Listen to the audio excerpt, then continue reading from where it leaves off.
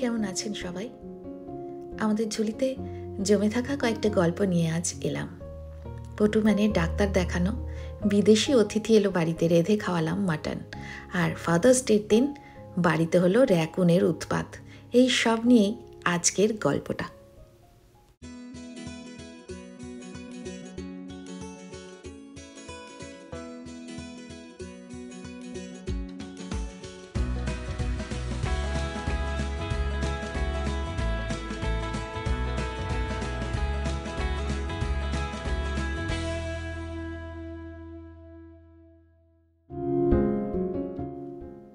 গল্প শুরুর দিন শুক্রবার, এখন দুপুরবেলা মানে প্রায় 2:30-3টে মতো বাজে। আমরা যাচ্ছি পটু মানে ডাক্তারের কাছে। অনেক দিনের চেষ্টার পরে পটু ম্যানের জন্য একজন ডাক্তারের অ্যাপয়েন্টমেন্ট পাওয়া গেছে। অনেক ডাক্তারই নতুন পেশেন্ট নিতে চাইছিলেন না, আবার যে সমস্ত ডাক্তারের খোঁজ বন্ধুবান্ধবের থেকে পাচ্ছিলাম তারা ওই ইন্স্যুরেন্সের নেটওয়ার্কের মধ্যে পড়ে না। সেই জন্য অনেক দিনের চেষ্টার পরে অবশেষে আজকেই ডাক্তারের খোঁজ আমরা পেয়েছি। পটু স্কুল থেকেও নার্স এক গোছা ফর্ম পাঠিয়ে দিয়েছিলেন, সেগুলো ফিল আপ করাতে হবে, আর কি কি ভ্যাকসিন নিতে হবে, কি কি ব্লাড টেস্ট করাতে হবে, সেই সমস্ত কিছু আমরা আজকে জানতে পারবো ওনার কাছে। নিউ জার্সিতে প্রচুর ইন্ডিয়ান ডক্টরও আছেন। আমি জানি না আমেরিকার অন্যান্য জায়গাতেও আছেন হয়তো, তবে আজকে আমরা যে ডাক্তারের অ্যাপয়েন্টমেন্ট পেয়েছি উনি কিন্তু এখানকারই। এই আমাদের ডাক্তার দেখানো হয়ে গেছে, আমরা বেরিয়ে এসেছি। খুবই ভালো ব্যবহার ভদ্রমহিলার, যথেষ্ট এক্সপিরিয়েন্স ডাক্তার। উনি স্কুলের ফর্মগুলো নিয়েছেন, উনি ফিল আপ করবেন এবং প্রচুর ব্লাড টেস্ট লিখে দিয়েছেন। এরপরে ওই ব্লাড টেস্টগুলো করিয়ে নিয়ে আমাদের আসতে হবে। একটা কফি খাবো এখন আমরা, আর খাবো হচ্ছে 7-Eleven থেকে। এখানে কফিটা ভালোই লাগে, ভালো লাগার থেকেও বড় কথা এখন একটা কফি খেতেই হবে, সেই জন্য যাচ্ছি। চলো ভেতরটাই চাই। এদেশের অনেক নিয়মই আমাদের দেশের থেকে আলাদা। কফিও এখানে নিজেকেই বানিয়ে নিতে হয় দেখছি। সব জায়গায় নয়, তবে আমাদের হোটেলেও এই নিয়ম ছিল, আবার এই 7-Eleven-এও দেখছি এরকমই নিয়ম। এখানে বিভিন্ন ভ্যারাইটির কফি রয়েছে, তার সঙ্গে কি দুধ মেশাবেন, কি চিনি মেশাবেন, তারও অনেক রকমের অপশান আছে। আপনার পছন্দের জিনিসগুলো কোন অনুপাতে মেশালে আপনার টেস্ট বাড পরিতৃপ্ত হবে সেটা আপনিই সব থেকে ভালো জানেন। সুতরাং নিজের কফি নিজেই বানিয়ে নিন। ডাক্তার ভদ্রমহিলার ব্যবহারে আমরা ভীষণ কমফোর্টেবল ফিল করছিলাম। পটু এক জায়গায় বসেনি, 3-4টে ঘরের মধ্যে নিজের মতো ঘুরে ঘুরে বেড়াচ্ছিল পটু। ও যেহেতু জিনিসপত্রে হাত দেয় না, শুধু এক্সপ্লোর করতেই ভালোবাসে, তো ডাক্তার ভদ্রমহিলা ওকে সেভাবেই ছেড়ে দিলেন। জানেন, ও নিজের মতোই সমস্ত ঘর ঘুরে ঘুরে বেড়াচ্ছিল। তারপরে ভালোবেসে হাগ করলেন, ওকে ওর মতো করে ট্রিট করছিলেন। উনি একজন সাধারণ পেডিট্রিশিয়ান, স্পেশালিস্ট নয়। অটিস্টিক বাচ্চাদেরই বা স্পেশাল বাচ্চাদেরই চিকিৎসা করেন উনি, তাও নয়। তাও খুবই সহানুভূতিশীল ছিলেন উনি। আরও একটা কথা বলি, আমেরিকার কিছু জিনিস ভালো বলা মানেই সব জিনিসকে ভালো বলা নয়, আর নিজের দেশকেও ছোট করা নয়। শুধু আমাদের ভালো এক্সপিরিয়েন্স, সেটাই আমি শেয়ার করছি। খারাপ কিছু দেখলে নিশ্চয়ই শেয়ার করব, এর মধ্যে এত তুলনার কিছু নেই। এখন আমরা বেরিয়ে পড়েছি আর একটুখানি হাঁটছি সামনের একটা দোকানে যাব বলে। তারপরে এখান থেকে ক্যাবে করে সোজা বাড়ি যাব। হাঁটার ভিডিও করাটা অতটা ইম্পর্টেন্ট ছিল না, কিন্তু এই জিনিসটা খুব ভালো লাগলো। এটা হচ্ছে একটা বোতাম লাইট পোস্টের গায়ে, সেইটা টিপলে এখান থেকেই বেশ খানিকক্ষণ পরে দেখা যায় যে হাঁটার আইকনটা জ্বলে উঠেছে, মানে এবার আপনি রাস্তা পার হতে পারেন। এই জিনিসটা তো আমাদের দেশে দেখিনি, সেজন্য একটুখানি ভিডিও করে রাখলাম। দেখ, লাইট পোস্টগুলো কাঠের,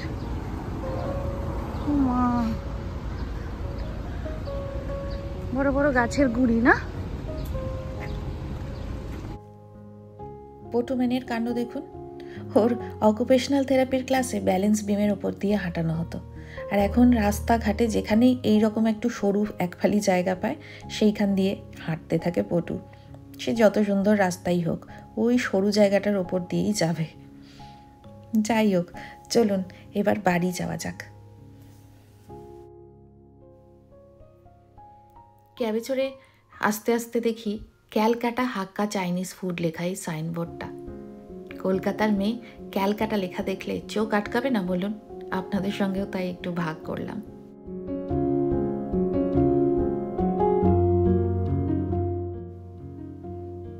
এই পেপারটার মধ্যে কোথা থেকে ব্লাড টেস্ট করাতে হবে আর কি কি ব্লাড টেস্ট করাতে হবে সেই সমস্ত কিছু লেখা আছে।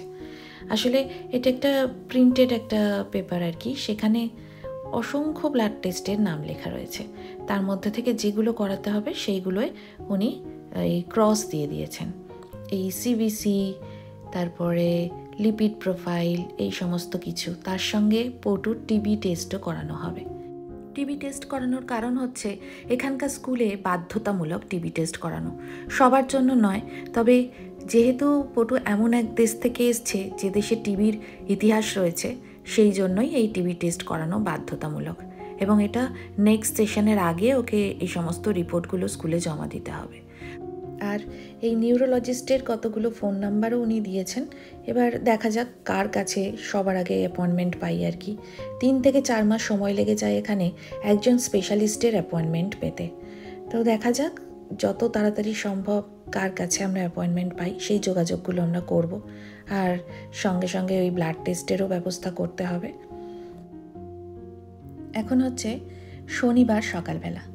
আজ আমাদের বাড়িতে আসছে বিদেশি অতিথি, বিদেশিনী বলা ভালো। তো তাদের জন্য একটু রান্নাবান্নার ব্যবস্থা তো করতে হবে। সেজন্য এখন আমরা চললাম জিনিসপত্র কিনতে। আর আমাদের বাড়ির সামনের সেই ছোট্ট হরিণগুলো দেখুন, বৃষ্টি একটু থামতে না থামতেই পাতা খেতে চলে এসছে। তো এদের দেখতে দেখতে বৃষ্টি মাথায় করে হাঁটতে হাঁটতে যেতে মন্দ লাগছিল না। আসলে সবসময় তো আর ক্যাব ভাড়া দেওয়া যায় না, তো কাছে পিঠের রাস্তাগুলো আমরা একটু হেঁটে হেঁটেই ঘুরি আজকাল। পটু একটুখানি রেগে যায় বটে, তবে ওরও তো হাঁটার অভ্যাসটা করা উচিত, সেই জন্য খানিক জোর করেই নিয়ে যাই আর কি। তো বৃষ্টি মাথায় করে দোকান বাজার করতে আজকে মন্দ লাগছিল না।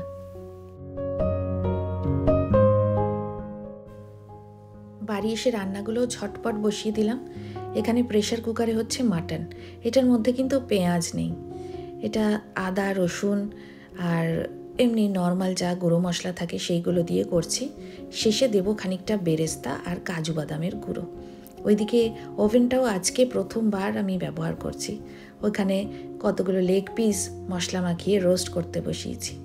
এই যে মাটনটা ভালো করে কষিয়ে নিয়েছি, আমাদের রেগুলার যে গুঁড়ো মশলাগুলো আমরা ব্যবহার করি সেগুলো দিয়েই, আর সঙ্গে একটুখানি দইও দিয়েছিলাম। আর এখন দিচ্ছি বেশ খানিকটা বেরেস্তা। আসলে যে দিনগুলোয় অনেক সময় দিয়ে রান্না করার মতো অবস্থা থাকে না, সেই দিনগুলোয় কিন্তু এরকম বেরেস্তা দিয়ে ঝট করে কোনো একটা রান্না করে নেওয়া যায়।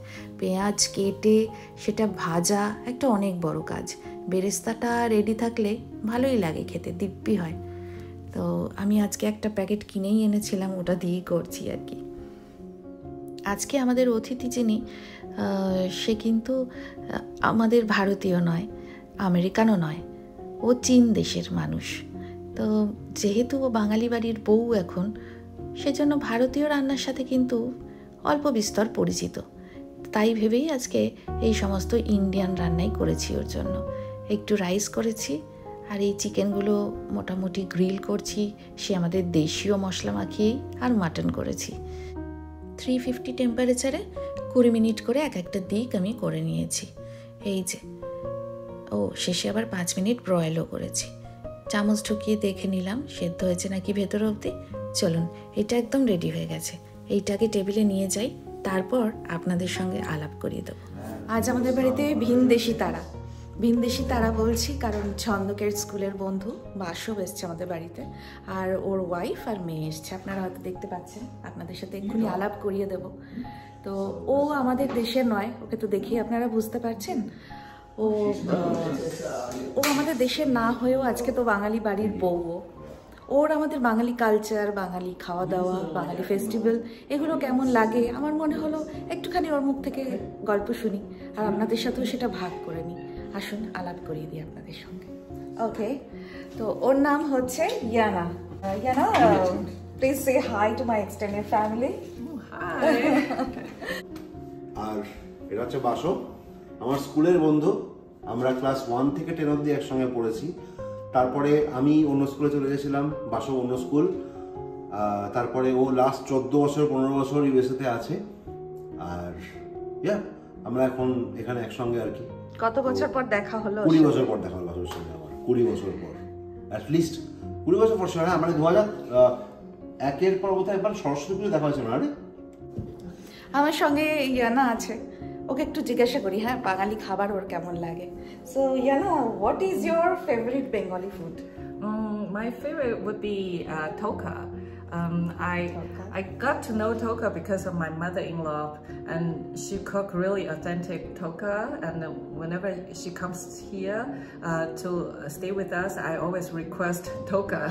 Yeah. Have you ever had fish curry? Yes, yeah.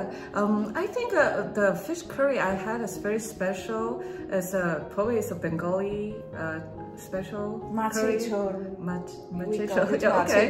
Yeah, because like here in Jersey, you couldn't find in the restaurant that kind of a Right. Yeah.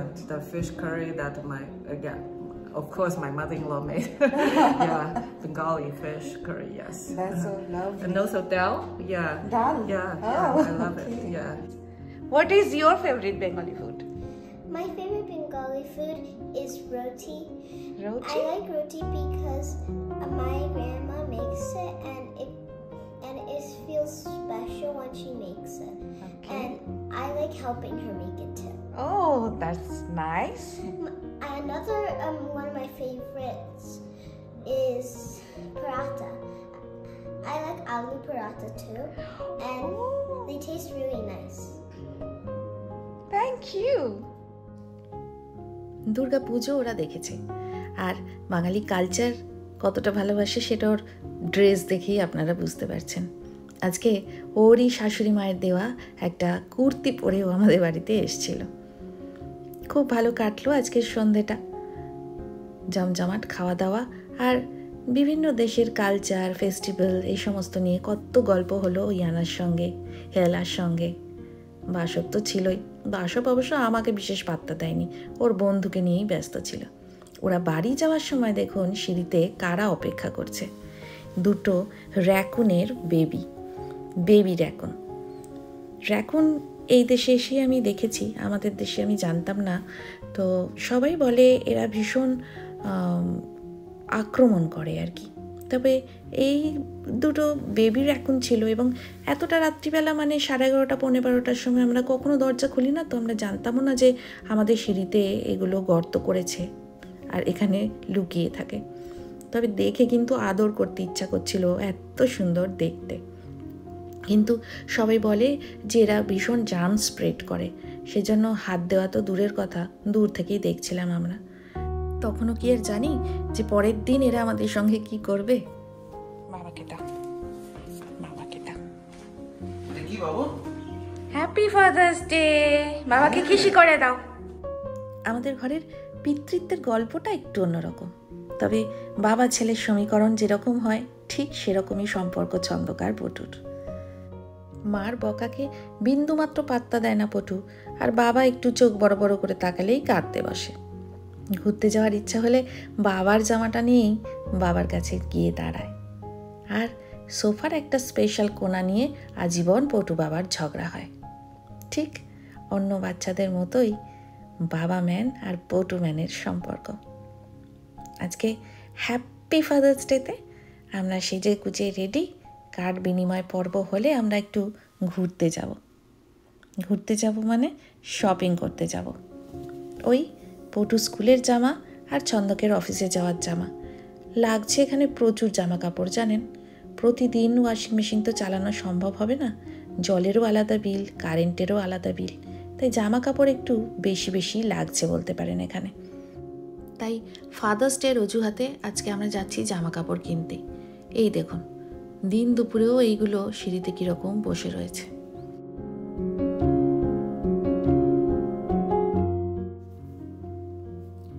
এবার র্যাকুনের একটা ব্যবস্থা করতেই হবে। ভাবছিলাম ছানা যখন আছে তাহলে তার মাও নিশ্চয়ই আসবে, তখন তো ভীষণ অসুবিধা হবে আর কি। বৃষ্টি ভেজা দিনে আমরা শহরের জলছবি দেখতে দেখতে চললাম শপিং করতে।